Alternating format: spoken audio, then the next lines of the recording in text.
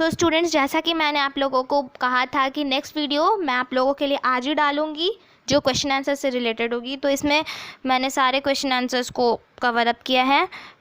Fill in the blanks, true false, MCQ जो है उसके स्लाइड्स मैंने आप लोगों को प्रोवाइड की है। उसको ध्यान से देखें, वीडियो को पॉज करके ध्यान से देखें। जो ना समझ आए उसको कमेंट सेक्शन पे कमेंट करें। एंड इसमें ट्रू फॉल्स एमसीक्यू में आई थिंक कुछ समझाने वाला है नहीं, क्योंकि इस पूरे चैप्टर को मैंने बहुत ब्रीफली समझा दिया है। फिर भी अगर आप लोग को कोई भी डाउट हो तो मुझे कमेंट सेक्शन में एक कमेंट करें, मैं आप लोगों के लिए तुरंत ही उस वीडियो लेक्चर को अच्छे से बना दूंगी। मैं क्वेश्चन आंसर्स की तरफ चलती हूँ, जो कि बहुत इंपॉर्टेंट पार्ट है। एंड हाँ, don't forget fill in the blanks, true false and MCQ भी उतने ही इंपॉर्टेंट है।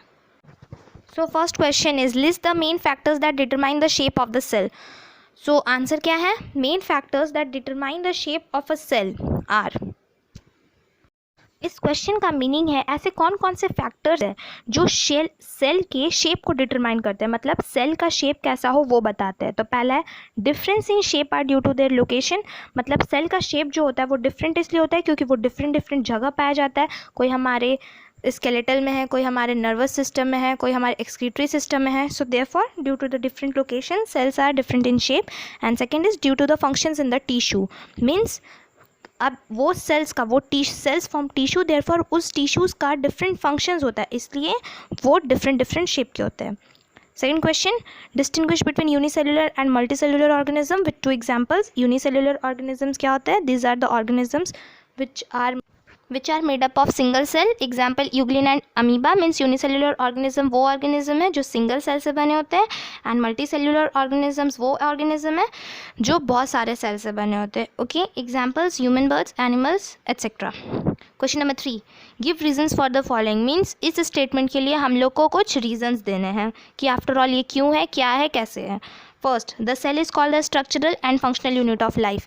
स्टार्टिंग में मैंने आप लोगों से बहुत अच्छी तरीके से डिस्कशन कर लिया था कि सेल को structural functional unit of life क्यों बोला जाता है। Cell is called structural means it give structure to our body, functional means it has function, it carries out function, every cell has a function। okay, so cell is called the structural and functional unit of life because certain basic functions like nutrition, respiration, growth, development and reproduction, these are all performed by the cell in all living organism, therefore cell is called the structural and functional unit of life। so next question, plant cells are more rigid than animal cells। Plant cells ज़्यादा rigid क्यों होते हैं? Means animal cell जो होता है वो plant cell के मुकाबले कम रिजिड होता है, मीन्स वो प्लांट सेल जो होते हैं वो ज़्यादा कठोर होते हैं। क्यों? Because plant cell has cell wall. Animal cell और प्लांट सेल दोनों में सेल मेम्ब्रेन पाया जाता है, बट प्लांट सेल में सेल मेम्ब्रेन के ऊपर भी एक कवरिंग होता है जिसको सेल वॉल बोला जाता है। So due to the presence of cell wall plant cells are more rigid. Question number 4, which cell organelle is known as powerhouse of the cell. कौन से सेल ऑर्गेनल को powerhouse, cell का powerhouse बोला जाता है? Powerhouse means जो electricity generate करता है। पार्ट 3 वीडियो में सेल ऑर्गेनल के बारे में मैंने बहुत अच्छे से डिस्कस किया है, उस वीडियो को जाके ध्यान से ज़रूर देख ले अगर आप लोगों ने अभी तक नहीं देखा है तो। So let's move on point. Mitochondria is the cell organelle which is known as powerhouse of the cell. Means mitochondria वो सेल ऑर्गेनल है जिसको सेल का पावर हाउस बोला जाता है। Why is it so called? इसको क्यों बोला जाता है? Because mitochondria are responsible for cellular respiration and for generation of energy for different activities. Mitochondria जो है वो रिस्पॉन्सिबल है हर सेल्यूलर रेस्पिरेशन के लिए और इलेक्ट्रिसिटी का जनरेशन के लिए। एज नॉर्मल पावर हाउस क्या होता है? जहाँ से हम लोग को इलेक्ट्रिसिटी मिले। सो सेल का भी अगर ये पावर हाउस है, इट मीन्स ये हम लोग को इलेक्ट्रिसिटी तो जनरेट ऑब्वियो नहीं करेगा बिकॉज हम लोग के बॉडी में इलेक्ट्रिसिटी का क्या काम है, बट सेल्यूलर रेस्पिरेशन और एनर्जी जनरेशन के लिए माइटोकॉन्ड्रिया ही रिस्पॉन्सिबल है। Okay, question number 5, name the cell organelle responsible for imparting colour to the leaves and fruits of plant. वो कौन से सेल ऑर्गेनल है जो प्लांट को कलर देते हैं? मीन्स लीफ को जो कलर है वो देते हैं और प्लांट मतलब फ्रूट्स को भी कलर देते हैं। So plastids are the cell organelles which are responsible for imparting colour. 3 type के प्लास्टिड्स होते हैं, क्लोरोप्लास्ट, क्लोमोप्लास्ट एंड ल्यूकोप्लास्ट। ये भी मैंने पार्ट 3 वीडियो में डिस्कस कर दिया है। Okay, question number 6, what are cilia and flagella. Cilia and flagella are also cell organelles। okay, they are basically found in unicellular organism। Write one similarity and one dissimilarity between the two. Cilia and flagella are the part of cell having small extension on the cell membrane. They help in locomotion and collection of food. Cilia and flagella ये जो है ये small extensions होते हैं basically unicellular organisms के body में, जो कि चलने फिरने में, लोकोमोशन यानी चलने फिरने में और फूड को कलेक्ट करने में हेल्प करते हैं. Next question number 7. एग्जाम्पल्स भी आप लिख सकते हैं सीलिया एंड फ्लैगेला का.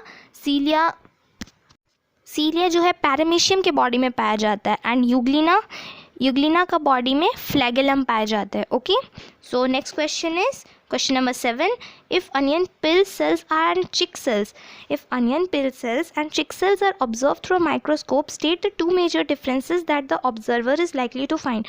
onion peel cell और chick cell वाली एक्टिविटी को भी मैंने डिस्कस किया है, so please watch that and if you have then it's well and good. तो onion peel cell और chick cell को ऑब्जर्व कीजिए माइक्रोस्कोप से and state the major differences जो उन दोनों में हैं. दोनों डिफरेंसेस को बताइए. Onion peel cell contain cells which are arranged in rows. Onion peel cells में सेल्स होते हैं जो रोज में अरेंज्ड होते हैं और अनियन पिल सेल के सेंटर में एक डार्क स्ट्रक्चर होता है जिसको न्यूक्लियस कहा जाता है. Cheek cell contain polygonal isolated cell और cell in clusters. Question number 8. Classify the following into cells, tissues and organs. Cells, tissue और ऑर्गन क्या क्या होता है? 3 टेबल ड्रॉ कर लीजिए जैसे कि आप लोग स्क्रीन पे डिस्प्ले हो रहा है. Cell, flat cell RBC, tissue muscle, blood, organ ear and skin. So long question answers की तरफ चलते हैं. सो ई नंबर की तरफ. First question, all cells in an organism do not have the same shape. हर cell का हर organism में डिफरेंट शेप होता है, मीन सेम शेप नहीं होता है. तो इसको ड्राइंग्स के थ्रू दिखाना है, डिफरेंट सेल का शेप बनाना है ह्यूमन बींग्स में. सो आप लोगों के बुक में भी ये डायग्राम है, अगर आप चाहे तो उससे कॉपी कर सकते हैं, वरना मैंने जो स्क्रीन पे प्रोवाइड किया है उससे भी कुछ आइडियाज़ ले सकते हैं. Question number 2 is where and how are chromosomes formed. State their significance. It means chromosomes कैसे बनते हैं और उनके क्या काम है, मीन्स उनके क्या सिग्निफिकेंस है बेसिकली. तो क्रोमोसोम्स जो हैं they are found in nucleus, means ये न्यूक्लियस के अंदर पाए जाते हैं. जब न्यूक्लियर के अंदर क्रोमैटिन होता है, क्रोमैटिन जब कंडेंस हो जाता है और डिवाइड होने के लिए रेडी रहता है तब वो क्रोमोसोम्स बनाता है. ओके, तो क्रोमोसोम्स जो होता है थिकर थ्रेड लाइक स्ट्रक्चर्स होते हैं और क्रोमोसोम्स का काम क्या होता है? They carry genes from one generation to other generation. Next question, write the function and structures perform by the following cell organelles. इन सेल ऑर्गेनल्स के क्या क्या फंक्शंस है, क्या क्या स्ट्रक्चर्स है, उनको बताना है. एंडोप्लाज्मिक रेटिक्यूलम, ये बहुत सारे मेम्ब्रेन से बना हुआ एक नेटवर्क है जो प्रोवाइड करता है एक चैनल मटेरियल्स को ट्रांसपोर्ट करने के लिए. नेक्स्ट, गोल्गी कॉम्प्लेक्स, ये सैक लाइक स्ट्रक्चर है. सैक लाइक स्ट्रक्चर मीन्स बोरा टाइप का स्ट्रक्चर जो एक के ऊपर एक रखा होता है.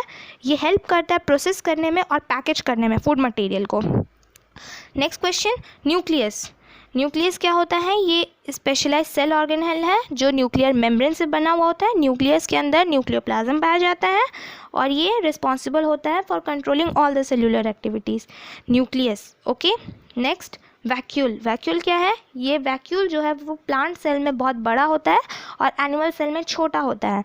वैक्यूल होता है क्या असली में? सैक लाइक मेम्ब्रेन होता है. sac like membrane bond structure in cell used for storing various material. means ये बहुत सारे मटेरियल को, वेस्ट मटेरियल को, वाटर को, एवरीथिंग को ये कंटेन करता है.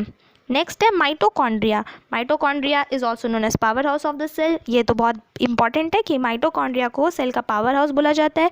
ये रॉड शेप का होता है और ये अब पावर हाउस है तो इसका काम क्या है? ये एनर्जी जनरेशन में हेल्प करता है और सेल्यूलर रेस्पिरेशन में. Next question, chromoplast, the different coloured part of plant they are responsible. Chromoplast क्या है?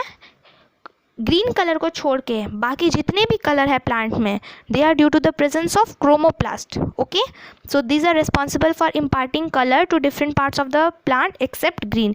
यहाँ पे एक्सेप्ट का स्पेलिंग EXCEPT कुछ एरर हो गया, सो सॉरी स्टूडेंट्स, ध्यान दें इस बात का. और हाँ, आप लोगों की जो क्वेश्चन नंबर 3 है, ई नंबर की जो क्वेश्चन नंबर 3 है उसमें आप लोग को डायग्राम के थ्रू रिप्रेजेंट करना है plant cell and animal cell में डिफरेंस, जो कि आप लोग के टेक्स्ट बुक के पेज नंबर 9 पे प्रोवाइडेड है. तो उसको बना लें, और मैंने अपने वीडियो लेक्चर में भी उसको डाला है, तो वहाँ से भी देख के आप लोग हेल्प ले सकते हैं। Next question number 5, the cell membrane is a very important component of a cell, how is damage to the cell membrane likely to impact the functions of the cell? as we all know cell membrane बहुत important है cell के लिए। तो अब important है, तो अगर वो कभी डैमेज हो जाता है तो उससे क्या होगा, उसका क्या इम्पैक्ट पड़ेगा हम लोग के सेल पे।